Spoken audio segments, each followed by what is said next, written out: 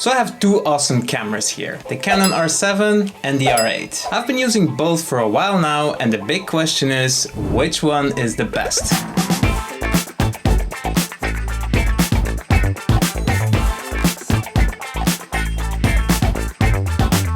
First up, sensor. This is the main difference between the two cameras. The R7 has an APS-C or cropped sensor, whereas the R8 has a full frame sensor. Now I've made an entire video explaining the difference and I'll link it down below. But in a nutshell, both have their pros and cons. But ultimately, in my opinion, full frame has got the edge. So I'm giving this one to the R8. Next up, image quality. Both cameras offer stunning image quality and those lovely Canon colors. When it comes to resolution, the R7 takes the lead with 32 megapixels, compared to 24 on the R8. However, the R8's full-frame sensor has larger pixels, allowing it to capture more detail and a wider dynamic range. And in my opinion, that's more important than resolution, so I have to give this one to the R8. Moving on to low-light performance. This is quite straightforward. The R8 outperforms the R7 in low-light situations, which is one of the advantages of that full-frame sensor. With the R7, I'm able to get good photos and footage up to 6400 ISO. But with the R8, I can easily push it up to 12800 or even 25600 ISO. So the R8 is the clear winner here, with less noise at higher ISO. Now let's discuss the shutter. Unlike the R7, the R8 does not have a mechanical shutter. So you can only shoot using the electronic first curtain or full electronic shutter. This also means that there is no shutter to protect the sensor when changing lenses, which is definitely a drawback. In terms of speed, the R7 is faster with mechanical shutter, but with electronic shutter, the R8 takes the lead. Personally, I prefer the mechanical shutter, so the advantage goes to the R7. Up next, video capabilities. Both cameras excel in video performance, offering stunning oversampled 4K footage up to 4K 60, 10-bit 422 with Z-Log 3. The R7's 4K image is oversampled from 7K, while the R8 is oversampled from 6K. As a result, the R7 may have a slight edge in sharpness, but honestly, nothing you'll ever notice if you don't pixel peep. But there's a catch. When shooting in 4K 60, the R7's video is line skipped versus oversampled on the R8. Being a newer camera, the R8 offers a few additional video features that the R7 lacks, like false colors, 1080 FPS slow motion in 1080p, and focus breathing compensation. So for video capabilities, I'm going with the R8.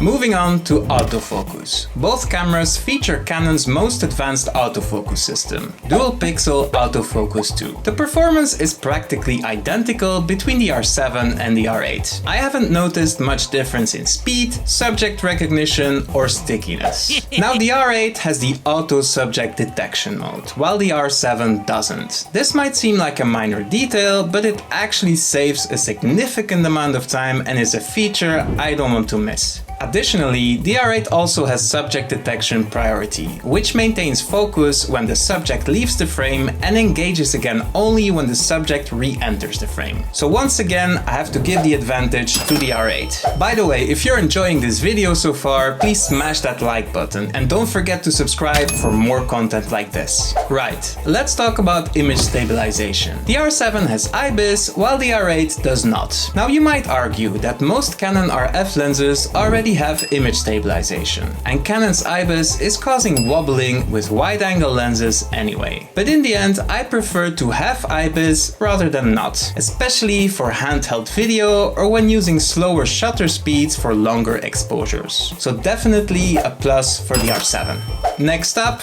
battery life. This one is easy too. Bigger is better.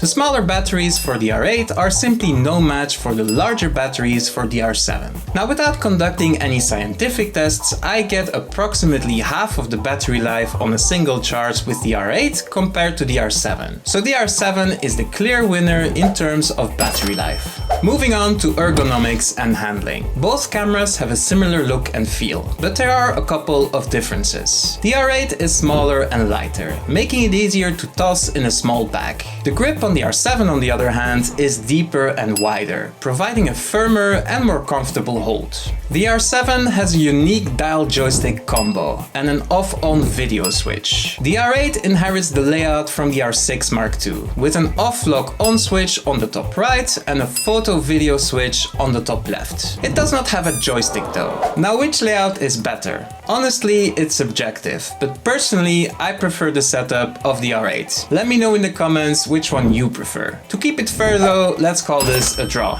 Which brings us to storage. The R7 offers 2 SD card slots, while the R8 only has 1. Now, this can be a deciding factor when choosing between these cameras as your primary device for professional work. With the R8 you won't have the option to shoot in abundance and back up to the second SD card. Now, fortunately I've never experienced a card failure, but it's always better to be safe than sorry. This is definitely a significant advantage for the R7. Now let's talk about overheating. The R8, with its compact body and full frame sensor, is more prone to overheating compared to the R7, especially in 4K 60. While I haven't personally experienced overheating on the R8, I have noticed the temperature meter pop up every now and then. And in the end, it's just physics, so advantage for the R7 here. Finally, lens selection. I'll keep it brief. At the moment of recording this video, there are only a few native APS-C lenses available for the RF mount. The selection of full-frame RF lenses is much more extensive.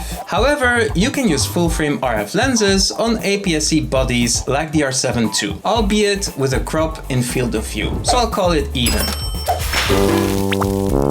So there you have it, a quick overview of the main differences between the Canon R7 and the R8. These cameras offer an impressive range of features for the price, but they also come with compromises. Now, which camera should you choose? Here's my recommendation. If you're looking for a camera for professional work, the R7 is probably the best choice. It's a full-fledged APS-C camera that includes pro features and makes very few compromises. The only potential downside is the APS-C sensor, but you might not care about that. If you value the advantages of a full-frame sensor and are willing to compromise on certain features, then the R8 is the camera for you. It is also an excellent choice as a compact secondary camera, especially when paired with its bigger brother, the R6 Mark II. If you enjoyed this video and found it helpful, please give it a thumbs up and subscribe to the channel for more content like this. Here's a couple more of my videos that you might find interesting, so check them out next. Thanks for watching, and I'll see you in the next one.